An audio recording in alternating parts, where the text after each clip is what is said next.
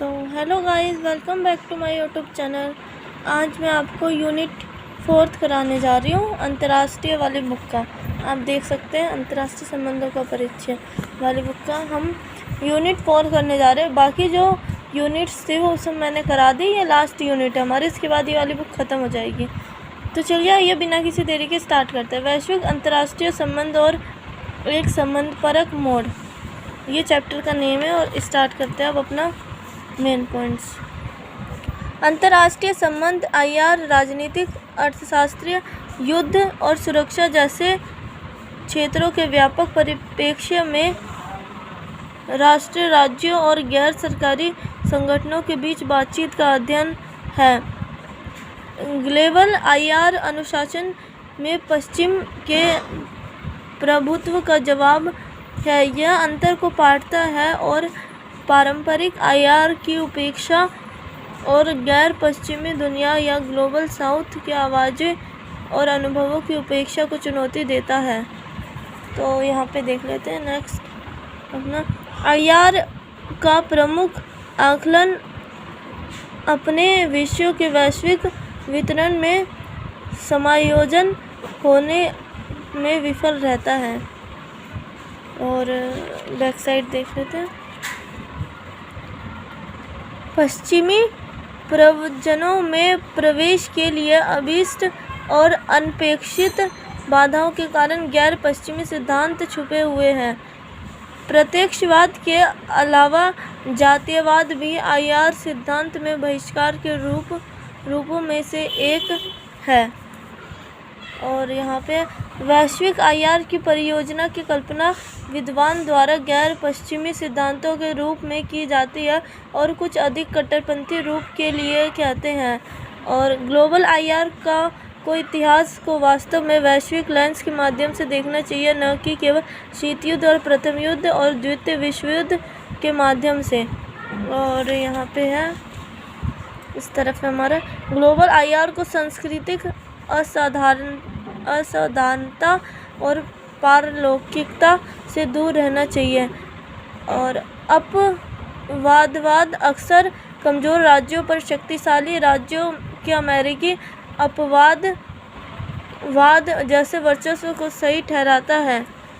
और यहाँ पे ये आईआर को ग्लोबल करने की कोशिश में आचार्य और बुजान ने एशियाई आईआर के माध्यम से गैर पश्चिमी आईआर करने की कोशिश की है। और इधर देख लेते हैं हम।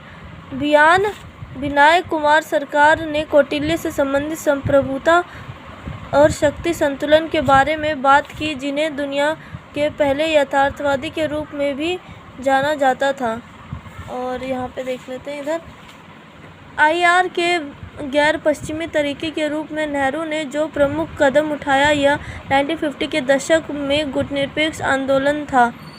और गैर पश्चिमी आईआर का एक अन्य रूप आंद्रे गुंडर फ्रैंक द्वारा निर्भरता सिद्धांत, जिन्होंने इस विचार को विकसित किया कि अनुभव में अंतर के कारण तीसरी दुनिया कभी भी पश्चिम के मार्ग का अनुसरण क्यों नहीं कर सकती है। और यहाँ पे देख लेते हैं आईआर को स्टैनली होफमैन द्वारा अमेरिका सामाजिक विज्ञान कहा जाता है। उन्होंने समझाया कि प्रत्यक्षवाद और यथार्थवाद सिद्धांतों द्वारा संचालित द्वितीय विश्व युद्ध के बाद अमेरिकी अनुशासन भौतिक हुआ है।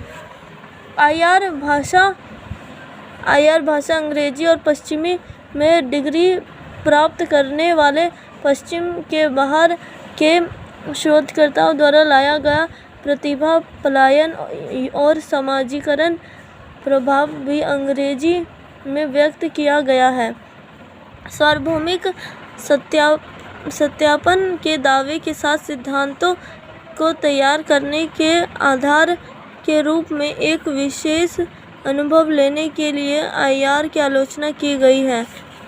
और यहाँ पे एंड्रल और विट ग्लोबल आईआर के अग्रदूतों के बारे में भी बात करते हैं, जैसे गैर पश्चिमी अध्ययन, उत्तर पश्चिमी और उत्तर औपनिवेशिक गैर पश्चिमी आईआर के यूरो केंद्रवाद का आलोचक था।